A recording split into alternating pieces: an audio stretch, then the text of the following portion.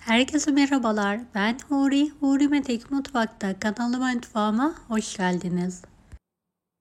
Daha önce hiç bu kadar kolay mantı kapama görmediniz. Hem lezzetli hem de gerçekten muhteşem bir tarif. Hiç bekletmeden hemen tarifimize başlayalım. 1,5 su bardağı su, 2 adet tam yumurta, 2 tatlı kaşığı tuz, 5 su bardağı un,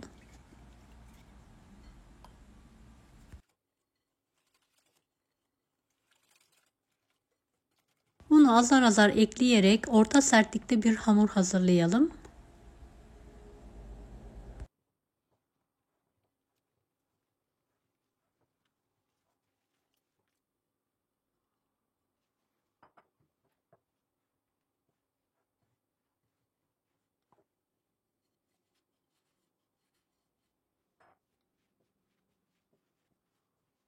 Hamuru tezgah üzerine alarak pürüzsüz olana kadar yoğurma işlemine devam ediyorum.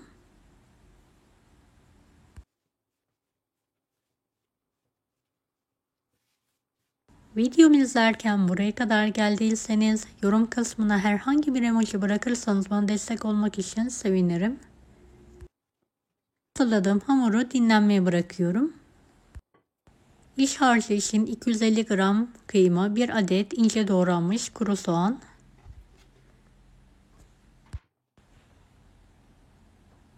1 tatlı kaşığı tuz, kırmızı pul biber, kuru nane ve karabiber ekliyorum.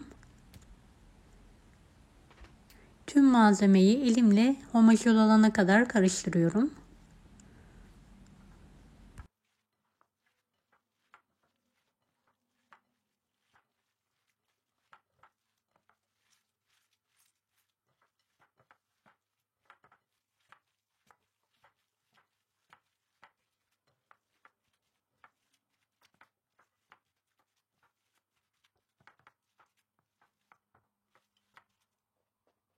Dinlendirdiğim hamuru 2 eşit olacak şekilde kesiyorum. Büyük bir beze haline getirerek tekrardan yoğuruyorum.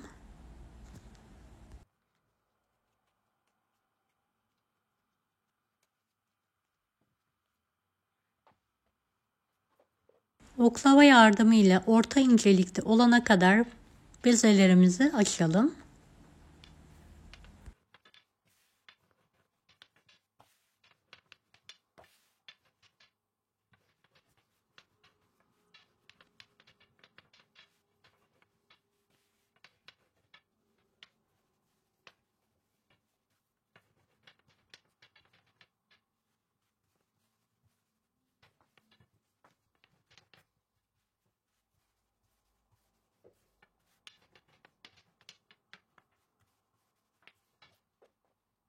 Evet, açtığımız bezeyi oklavayı sardıktan sonra videodaki gibi katlayalım.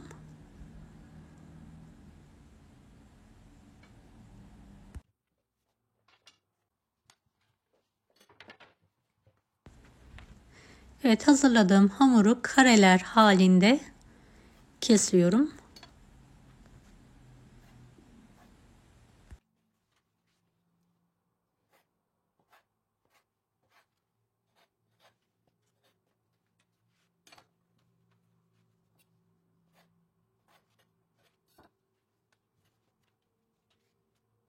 Kestiğimiz hamurları açalım ve üst üste alalım.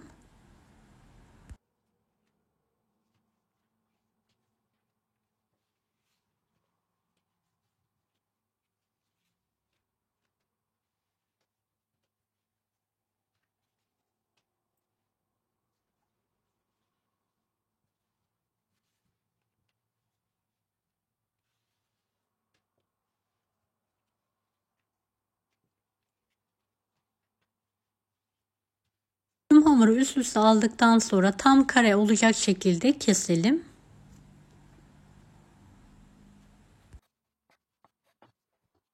İkinci bezeyi de açtıktan sonra aynı işlemi yapmaya devam edelim.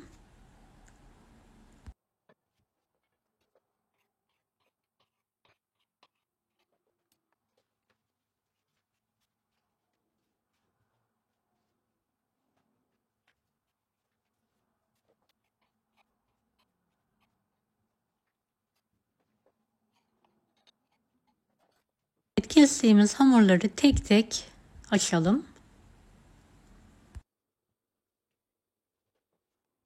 Kenar kısmına iç harcını koyalım. Dikdörtgen bir şekilde kapatarak kenarları sıkıca kapatalım ve videodaki gibi şekil verelim. İç harcı koyuyoruz, katlıyoruz ve videodaki gibi fiyonk şekli veriyoruz.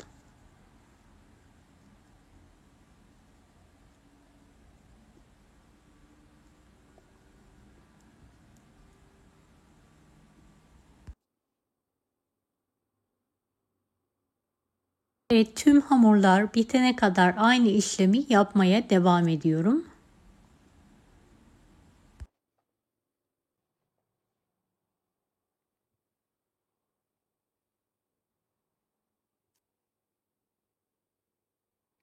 Evet, hızlı bir şekilde mantılarımızı kapatalım.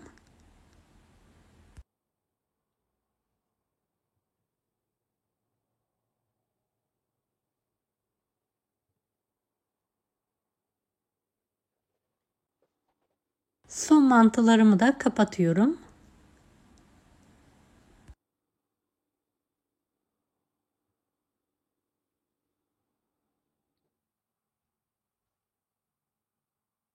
Mantılarımız hazır. Fırın kağıdı serilmiş fırın tepsisine alıyorum.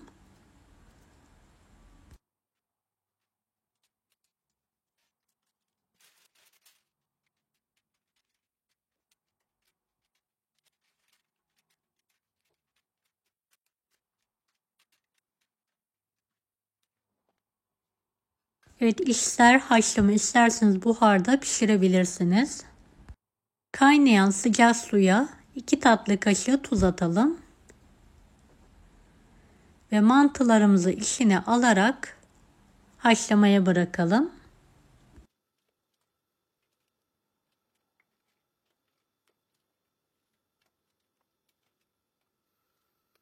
Hızlı bir şekilde atalım. Ara sıra da mutlaka karıştıralım. Birbirine yapışma olmasın.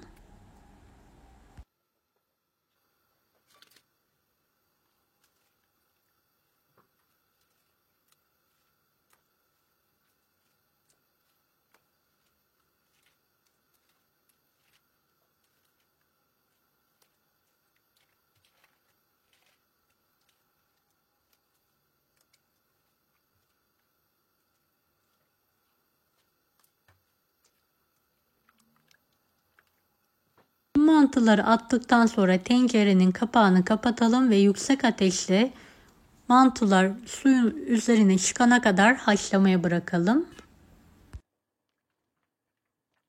Evet, gördüğünüz gibi mantılar suyun üzerine çıktı. Fazla suyunu süzerek servis tabağına alıyorum.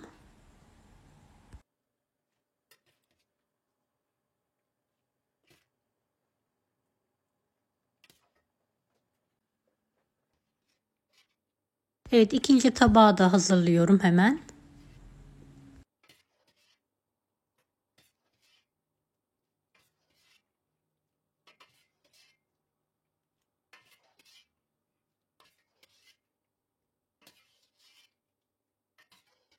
Üzerine eritilmiş tereyağı gezdirelim ve karıştıralım. Birbirine yapışma olmuyor bu sayede. Kalan yağı da kırmızı toz biber ekleyerek üzerine sos haline getirelim. Bolca yoğurt sarımsaklı sos gezdirelim.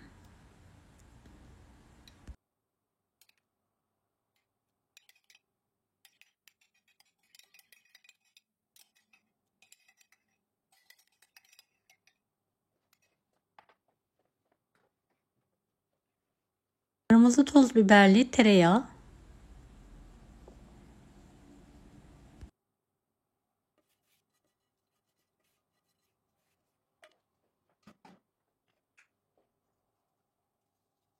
Kuru nane, kırmızı pul biber. Mantımız yemeğe hazır. Deneyecek olanlara şimdiden kolaylıklar dilerim. Kanalıma ücretsiz abone olmayı unutmayın. Bir dahaki videolarda görüşmek üzere. Allah'a emanet olun. Hoşça kalın. Daha farklı tarifler için bunları da izlemeyi unutmayınız. Kolay gelsin herkese.